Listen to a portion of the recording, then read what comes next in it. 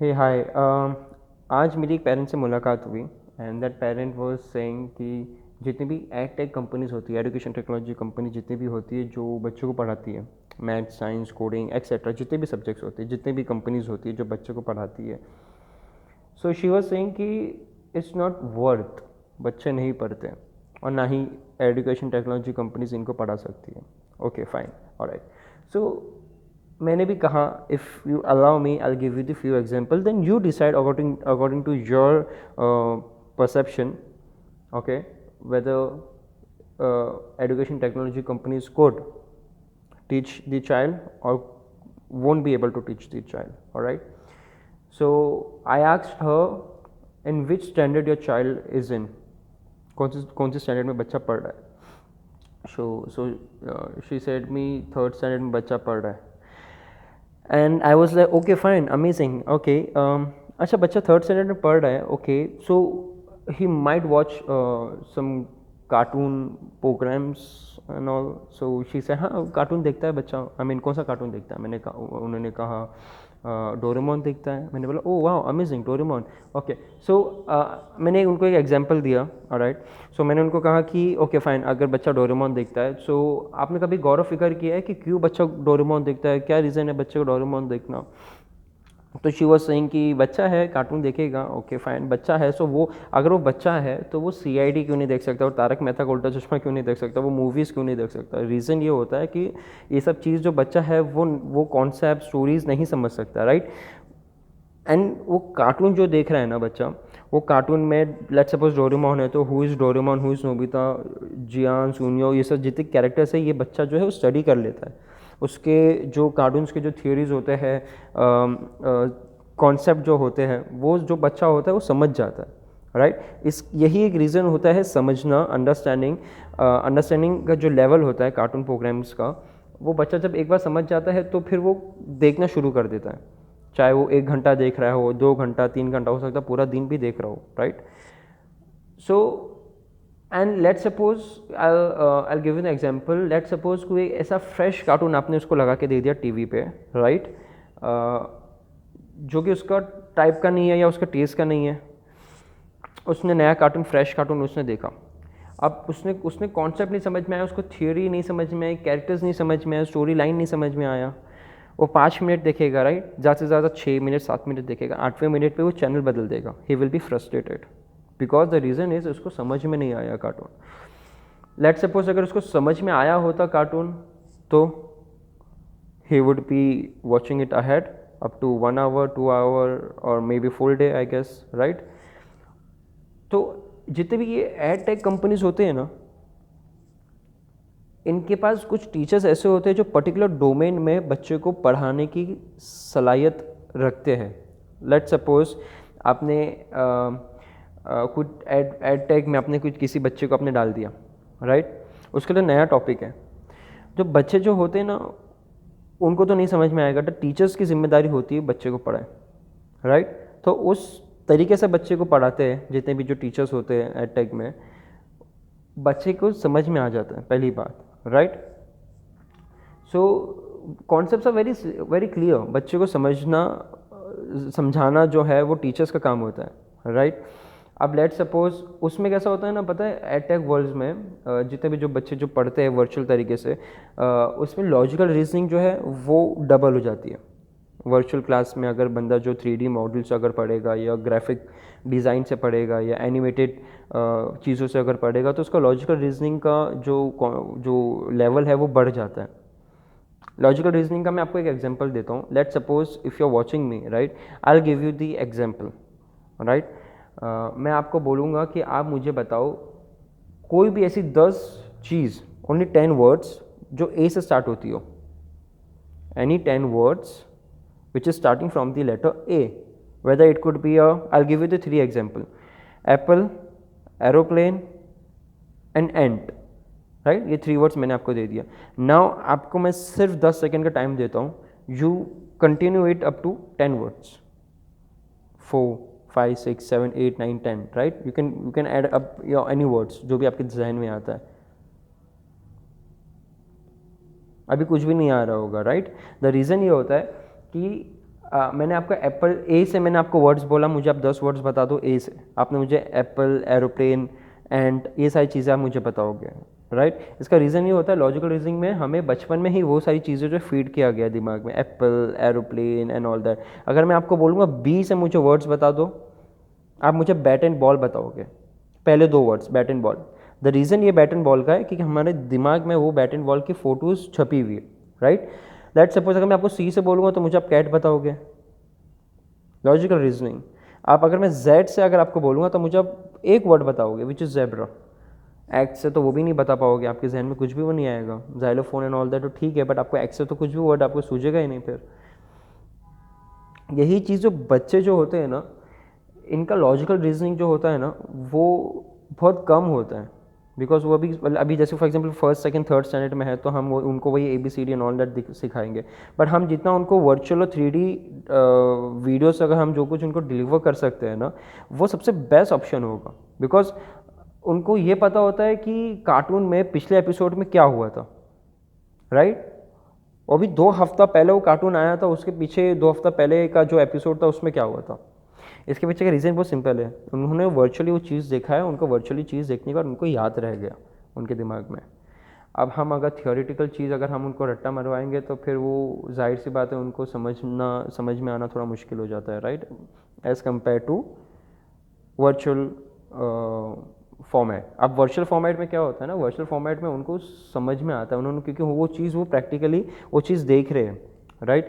तो let's suppose अगर कोई चीज़ है या मैथ्स का कोई फॉर्मूला है या कोई कोडिंग क्लास है या XYZ something else related to study, तो अगर हम उसको वर्चुअली अगर हम उसको फ्रेम में टीवी में अगर हम उसको दिखाएंगे तो उसको कॉन्सेप्ट जो है वो 110% उसका क्लियर हो जाएगा, राइट।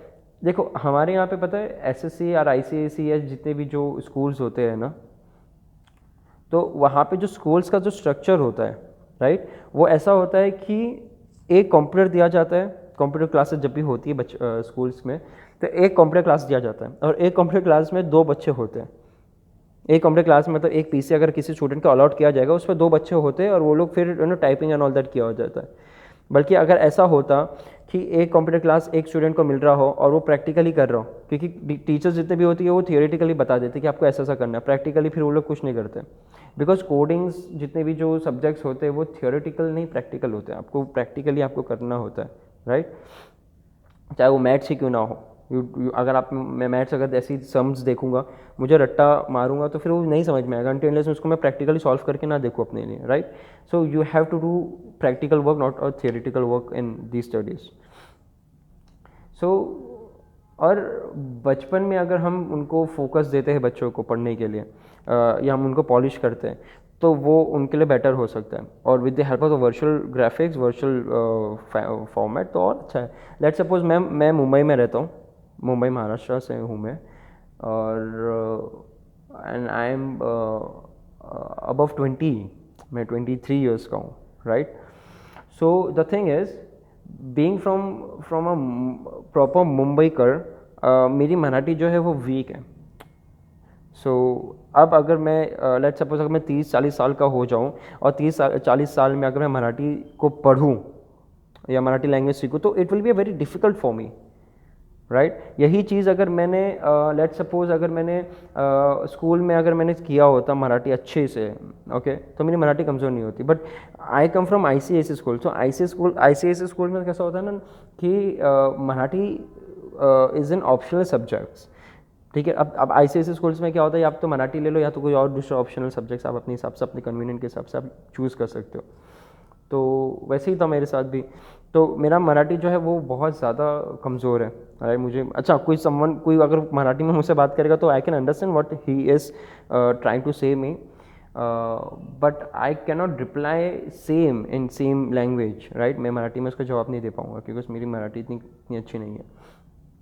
सो बचपन में अगर बच्चों को अगर हम उस तरह से पॉलिश करें ना, सो डेफिनेटली बच्चे जो है वो बड़े होकर फिर उसी पर्टिकुलर डोमेन में ना शार्प हो जाएंगे, राइट। सो वर्चुअल जितने भी जो हम चीज़ें देखते हैं वर्चुअली अगर हम बच्चों को अगर पढ़ाएं वो बहुत अच्छा होगा। तो जब मेरी वो पेरेंट्स से मेरी इस तरह से कुछ एग्जांपल, मैंने उनको ABCD का एग्जांपल दिया था एंड उनको मैंने बताया था कि आप मुझे ए से कुछ एग्जांपल्स बता दें, जो 10 वर्ड्स मुझे बता दें जो स्टार्ट होता है ए से। उन्होंने एप्पल एंड एरोप्लेन बोला, उन्होंने एंट बोला, और शी स्टार्टेड टू थिंकिंग, यार मैं फोर्थ वर्ड क्या बोलूँगा, फोर्थ वर्ड याद ही नहीं आ रहा है ना। एंड मैंने ओके ओके फाइन, अब मुझे बी से बता दो, तो उन्होंने वही सेम चीज़ बोला बी से, और जेड से तो उन्होंने जेब्रा ही बोला। तो मैंने बताया देखिए ma'am, actually the thing is कि जितने भी एजुकेशन टेक्नोलॉजी कंपनीज जो होती है ना, जो बच्चे को पढ़ाती है, राइट, वो क्या करते हैं ना, वो वर्चुअली पढ़ाते हैं। ऐसा नहीं कि आप अभी प्राइवेट ट्यूटर आप हायर कर लो अपने घर पे, मतलब जो टीचर है वो घर पे आएगा बच्चे को पढ़ाने के लिए, राइट। तो वो जो टीचर होगा, हो सकता है she is best in science, she is best in Hindi, she is best in Marathi, geography, history, each and every subject, but she could not be so much good in maths. वो maths में शायद अच्छी नहीं होगी, बिकॉज हो सकता है कि वो शायद दूसरे सब्जेक्ट्स में, बायोलॉजी में वो अच्छी ना हो, राइट, क्योंकि आपने ऑल इन वन सब्जेक्ट आपने लगाया हुआ है, आपको ये नहीं पता कि वो जो टीचर है स्पेसिफिकली वो किस सब्जेक्ट में अच्छी है, किस सब्जेक्ट में वो नहीं है, राइट। तो और हम 90% हम इंडियंस क्या करते हैं ना, हम ऑल इन वन सब्जेक्ट्स लगा देते हैं ये सोच के कि यार ये जो टीचर्स आएगी ना घर पे, मतलब जो प्रोफेसर या जो भी मैडम आएगी घर पे पढ़ाने के लिए, वो ऑल सब्जेक्ट्स पढ़ाएगी और बच्चा जो है वो पढ़ लेगा। तो हर टीचर हर डोमेन में तो अच्छा नहीं होता ना। लेट सपोज कि एक बंदे ने, जो बंदा है वो एक HR बंदा है, ठीक है, ही इज़ एन HR। तो वो जो है वो डॉक्टर का काम नहीं कर सकता ना, बिकॉज उसको वो डोमेन नहीं है। अगर उसको डॉक्टर का काम करना है तो उसको थोड़ा बेसिक नॉलेज होना ज़रूरी है डॉक्टर का, वो कर ही नहीं सकता, इम्पॉसिबल है उसके लिए। तो जितनी भी एयरटेक कंपनीज जो होती है ना, जब मैंने जब जो मेरी डिबेट, जो मेरी उनके साथ कन्वर्जेशन हो रही थी, तो मैंने उनको यही बताया, देखिए एयरटेक जितनी भी कंपनीज होती है ना, वो उनके पास हर सब्जेक्ट के लिए स्पेसिफिक टीचर्स होती है जो बच्चे को उस पर्टिकुलर डोमेन में सब्जेक्ट्स में हेल्प कर सकती है। अभी आप ऑल सब्जेक्ट्स लगा दोगे, और हो सकता है उसकी टीचर मैथ्स में अच्छा ना हो सकता है कि उसकी टीचर माइट भी हिस्ट्री, ज्योग्राफी या साइंस में उसका एक्सप्लेनेशन अच्छा ना हो, तो बच्चे को फिर नॉलेज में प्रॉब्लम होगी, उसको समझने में, उसके कॉन्सेप्ट क्लियरेशन, और यहाँ तक फंडामेंटल कॉन्सेप्ट उसका क्लियर नहीं होगा फिर उस पर्टिकुलर सब्जेक्ट का। तो that's why education technology is very important nowadays. और अभी वर्चुअली सब कुछ हो रहा है, because I will tell you one thing, 2019 में वर्चुअल कॉन्सेप्ट ऑफ टीचिंग इतना इतना था, बट इतना ज़्यादा पीक पे नहीं था। बट वो तो कोविड की वजह से वर्चुअल क्लासेस होने लग गए, when everyone was working from home. नहीं तो वर्क फ्रॉम होम का कॉन्सेप्ट इतना नहीं था ना, इतना इतना नॉर्मल नहीं था।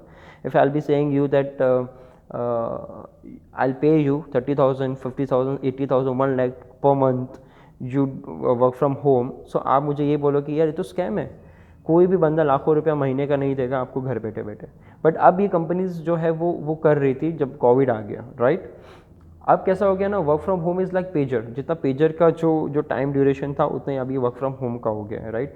सो अब आई थिंक कंपनीज भी जो है ना, वो पहले तो इंडिया पाकिस्तान है तो वेस्टर्न कंट्रीज से ये कॉन्सेप्ट अडॉप्ट किए थे, and that was very good actually. But the thing is, अब जो हाइब्रिड का जो ऑप्शन आया हुआ है, like for example 2 days from work from home, 3 days from office, ये भी ऑप्शन बहुत अच्छा है। बट इसमें स्टूडेंट्स का जो बेनिफिट जो है ना, वो ये है कि बच्चे अगर वर्चुअली क्लास लेते हैं ना, तो उनको कहीं जाने की ज़रूरत नहीं है फिजिकली, जैसा हम लोग को कैसे कहीं जाना पड़ता था बचपन में, हाँ इस टीचर के पास जा रहे हैं या वो ट्यूशन टीचर हमारे यहाँ आ रही है, ऐसा कुछ भी नहीं रहेगा। तो everything will be virtual classes में आपने अपना स्लॉट बुक कर दिया एंड ऑल दैट, आपका फिर टीचर आ रही है, टीचर जा रही है, it's like that, very easy, sorted. So यही मेरी कुछ उनसे पेरेंट्स से बात हुई थी। So now you guys tell me कि जितने भी जो एडटेक कंपनीज जो भी आई है और इतना जो इंडस्ट्री जो बूम हो रहा है, राइट, कितना वर्थ ऑफ वैल्यूएशन है। हाँ ऑफ कोर्स ये तो बहुत ज़्यादा है, but the thing is worth of variation तो है, बच्चे को सीखने तो कुछ ना कुछ तो मिलेगा डेफिनेटली, वो भी with the help of the 3D virtual graphics and all that kind of stuff. So you say me, you guys do help me with your opinions, right? कि जितनी भी एडटेक कंपनीज अभी जो आ रही है, या जितनी भी एडटेक कंपनी अभी जो प्रेजेंट में है, right, in near future how they could help us more in term of education. Thank you for watching.